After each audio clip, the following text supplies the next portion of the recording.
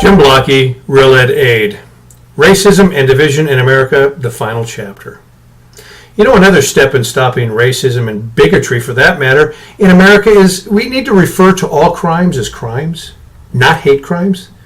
You see, all the term hate crime does is it puts the focus on our differences. Find a different way to put them in jail for a longer period of time. And more important than anything is we need to stop hyphenating Americans. There should be no such thing as an African, Hispanic, white, Asian, or any other hyphenated American. Just an American. You know, that's how racism will be minimized. It's never going to cease, people. However, we can get kind of a control on it and minimize it. All I want to do is for everyone to be treated the same, equally. Not special, the same. On the other hand, Jackson, Goldberg, and Sharpton, they want the focus to be on our differences. That's how they keep the spotlight. They want to be treated special. They don't want to be treated the same. You know, today, treating an Hispanic or a black individual equally is actually considered racism. When I was teaching, if I removed a white child for calling me a vulgar name and acting like a fool, well, gosh, I was righteous. Yet, when I removed a black child for doing the same thing, calling me the same name, I was all of a sudden a racist.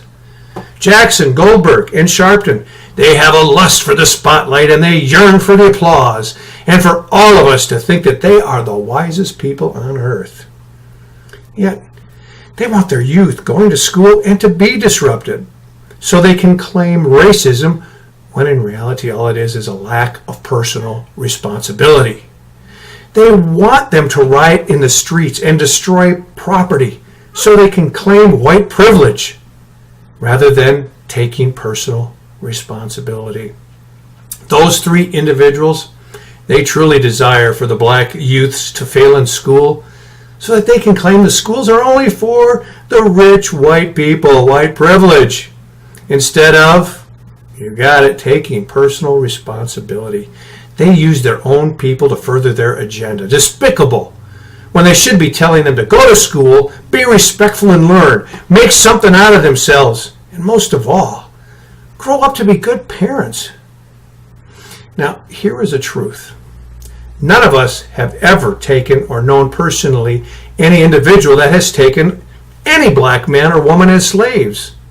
Yet it has fallen upon this generation to consistently defend ourselves from accusations of being racist, despite a vast majority of us being unprejudiced.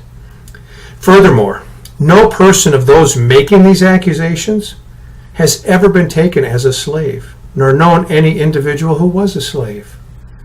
In other words, we are forced to fight over an offense we did not give, against those who are not alive to be offended. Think about that.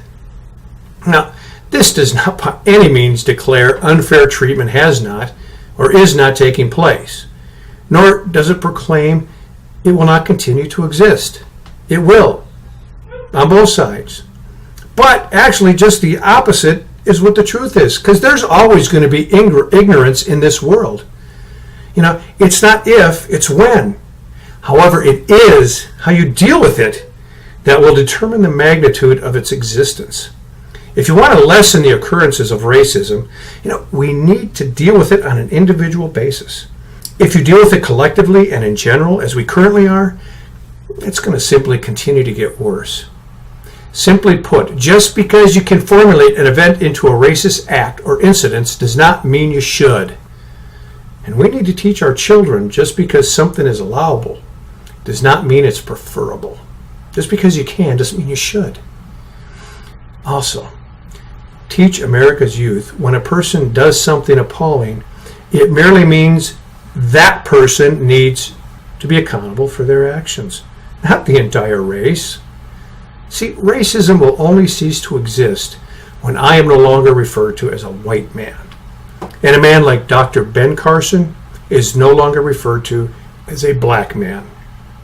Racism will lose its grip when Dr. Carson and I are simply referred to as men. Jim Blocky, Real Ed Aid.